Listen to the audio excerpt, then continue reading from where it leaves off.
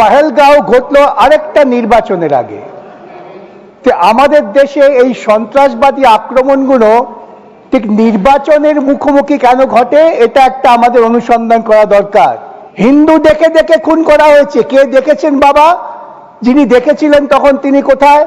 কিন্তু আমরা একথা বললাম না যে একটি মুসলমান তরুণ তার পরিবারের কথা না ভেবে পর্যটকদের বাঁচাবার জন্য নিজের জান দিয়ে দিয়েছিলেন।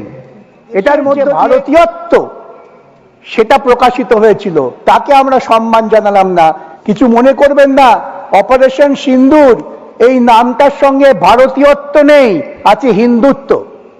তো হিন্দুত্বকে সামনে এনে কখনো গোটা ভারতবাসীকে নিশ্চিত আশ্রয় দেওয়া যায় না, যতই আমরা বড় বড় কথা বলি না কেন।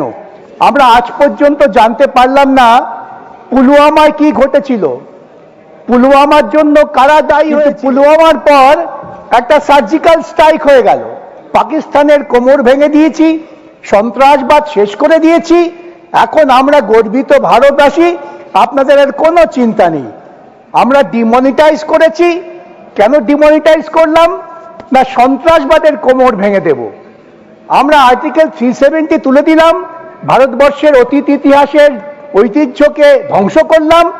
কাশ্মীরি স্বাধীন রাজ্যের সঙ্গে ভারতবর্ষের যোগাযোগের সেটা তুলে দিলাম। কেন? সন্ত্রাসবাদ চলে যাবে। আজকে তো আমাদের ভাবতে হবে যে সন্ত্রাসবাদ গেল না সন্ত্রাসবাদকে আমরা নতুন করে উজ্জীবিত করলাম। নিজেকে বিশ্বগুরু বলে বড় বড় বক্তৃতা করে আমি সব করতে পারি, আমি আমার পৃথিবীকে আমার হাতের মুঠোয় নিয়ে এসেছি, আমি শক্তিশালী দেশ। কোথায় দাঁড়ালো? নিজে যারে বড় বলে বড় সে নয়, লোকে যারে বড় বলে বড় সেই হয়। ভারতবর্ষ ডিপ্লোম্যাটিক্যালি বিচ্ছিন্ন, বরং পাকিস্তান সেখানে সুবিধে পেয়ে গেল। আজকে পাকিস্তানের পক্ষেই বিভিন্ন দেশ কথা বলছেন, এটা আমাদের দুর্ভাগ্যজনক পরিণতি। তার আমাদের এদিকে যারা আছেন তারা সকলেই নিজেদের খুব গর্বিত হিন্দু মনে করেন। এই গর্বিত হিন্দুদের নিশ্চয়ই রামকৃষ্ণ দেবের কথা মনে আছে। রামকৃষ্ণ দেব বলতেন, তোমার আঙুল যখন একটা আঙুল অন্যদিকে তাকাচ্ছ তখন তিনটে আঙুল তোমার, অর্থাৎ অন্য লোককে অভিযুক্ত করার আগে নিজেকে সংশোধন করার চেষ্টা করো। আমরা কি দেখতে পেলাম? ভারতবর্ষের বুকে সন্ত্রাসবাদকে দমন করার জন্য আমাদের দেশে অনেক ব্যবস্থা নেওয়া হয়েছে, কিন্তু কয়েকটা অদ্ভুত কোইন্সিডেন্স। পুলওয়ামা ঘটেছিল একটা নির্বাচনের আগে, পহেলগাঁও ঘটলো আরেকটা নির্বাচনের আগে। আমাদের দেশে এই সন্ত্রাসবাদী আক্রমণগুলো ঠিক নির্বাচনের মুখোমুখি কেন ঘটে, এটা একটা আমাদের অনুসন্ধান করা দরকার। এই নির্বাচনের সঙ্গে এই ইনসিডেন্টের কি যোগাযোগ আছে? সন্ত্রাসবাদকে দমন করতে গেলে সেটা বুঝতে হবে। আমরা আজ পর্যন্ত জানতে পারলাম না পুলওয়ামায় কি ঘটেছিল, পুলওয়ামার জন্য কারা দায়ী হয়েছিলেন। কিন্তু পুলওয়ামার স্ট্রাইক হয়ে গেল এবং তখন বলা হলো, আজকে যা বলা হচ্ছে একই কথা বলা হলো, পাকিস্তানের কোমর ভেঙে দিয়েছি, সন্ত্রাসবাদ শেষ করে দিয়েছি। এখন আমরা গর্বিত ভারতবাসী, আপনাদের আর কোনো চিন্তা নেই। আমরা ডিমনিটাইজ করেছি। কেন ডিমনিটাইজ করলাম? না সন্ত্রাসবাদের কোমর ভেঙে দেব। আমরা আর্টিকেল 370 তুলে দিলাম, ভারতবর্ষের অতীত ইতিহাসের ঐতিহ্যকে ধ্বংস করলাম। কাশ্মীরি স্বাধীন যোগাযোগের সূত্র ছিল আর্টিকেল 370, সেটা তুলে দিলাম। কেন? সন্ত্রাসবাদ চলে যাবে। আজকে তো আমাদের ভাবতে হবে যে সন্ত্রাসবাদ গেল না সন্ত্রাসবাদকে আমরা নতুন করে উজ্জীবিত করলাম। আজকে আবার পহেলগাঁও ঘটে গেল। পহেলগাঁও ঘটলো ঠিক একটা নির্বাচনের মুখোমুখি, যখন বিজেপি বিহারে খুব বিব্রত, তখন ঘটিয়ে দেওয়া হলো এই আবেগটাকে আবার নির্বাচনে কাজে লাগাবার জন্য। প্রথম যখন অল পার্টি মিটিং হয়, সেই পার্টি মিটিং এ সিপিআইএম এর পক্ষ থেকে আমি ছিলাম। আমরা পরিষ্কার বলেছিলাম কেন্দ্রীয় সরকার সন্ত্রাসবাদকে, সন্ত্রাসী ইন্ডিভিজুয়ালকে না, সন্ত্রাসবাদকে দমন করার জন্য যে ব্যবস্থা নেবে সমর্থন করব, কিন্তু যুদ্ধবাজ হলে চলবে না। ওই জিঙ্গোইজম ভারতবর্ষের কৃষ্টির সঙ্গে খাপ খায় না। ভারতবর্ষ পৃথিবীর বুকে পরিচিত একটি শান্তিপূর্ণ দেশ, ননারায়ণ মুভমেন্টের নেতা, তাই সবাই ভারতবর্ষকে সম্মান করে।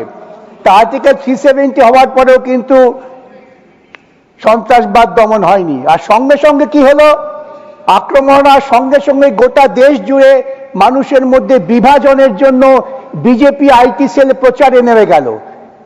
হিন্দু দেখে দেখে খুন করা হয়েছে। কে দেখেছেন বাবা? যিনি দেখেছিলেন তখন তিনি কোথায়? কিন্তু আমরা একথা বললাম না যে একটি মুসলমান পরিবারের কথা না ভেবে পর্যটকদের বাঁচাবার জন্য নিজের জান দিয়ে দিয়েছিলেন। এটার মধ্য দিয়ে গোটা দেশের যে ভারতীয়ত্ব সেটা প্রকাশিত হয়েছিল, তাকে আমরা সম্মান জানালাম না। আমরা দেশের ভেতরে বিভাজন তৈরি করলাম। দেশের ভিতরে বিভাজন তৈরি করে কি সন্ত্রাসবাদকে আটকানো যায়? যায় না। তাই ভারতবর্ষের মানুষ তখন দেখলেন যে এটাকে একটা হিন্দুত্ববাদী প্রচারের ঢঙে নেওয়া হচ্ছে। কিছু মনে করবেন না, এই নামটার সঙ্গে ভারতীয়ত্ব নেই, আছে হিন্দুত্ব। তো হিন্দুত্বকে সামনে এনে কখনো গোটা ভারতবাসীকে নিশ্চিত আশ্রয় দেওয়া যায় না, যতই আমরা বড় বড় কথা বলি না কেন। আমরা দেখলাম আক্রমণের পর তারা বললেন অপারেশন সিন্দুর আমরা সব শেষ করে দিয়েছি। গোটা পৃথিবী আমাদের সঙ্গে আছে। গোটা পৃথিবী যদি তোমার সঙ্গে থেকে থাকবে। আমরা দেখলাম ইউনাইটেড নেশনসে তুমি পাকিস্তান করাতে পারলে না। শুধু পাকিস্তানের নাম ইউনাইটেড নেশন সিকিউরিটি কাউন্সিলে উল্লেখ করতে পারলে না তা নয়, এমনকি ব্রিক্সে, সাংহাই কোঅপারেশনে কোথাও পাকিস্তানের নাম উল্লেখ করা গেল না।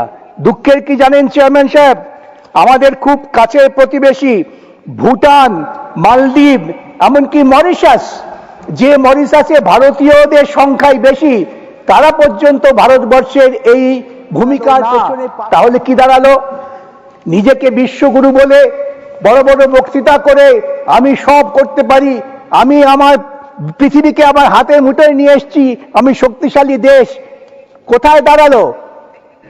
আমাদের কবি বলেছিলেন, নিজে যারে বড় বলে বড় সে নয়, লোকে যারে বড় বলে বড় সেই হয়। আজকে গোটা পৃথিবীতে ভারতবর্ষ ডিপ্লোম্যাটিক্যালি বিচ্ছিন্ন, বরং পাকিস্তান সেখানে সুবিধে পেয়ে গেল। আজকে পাকিস্তান কথা বলছেন, এটা আমাদের দুর্ভাগ্যজনক পরিণতি। তার কারণ আমাদের দু দেশের মধ্যে যুদ্ধ বিরতি ঘোষণা করছেন আমেরিকার প্রেসিডেন্ট।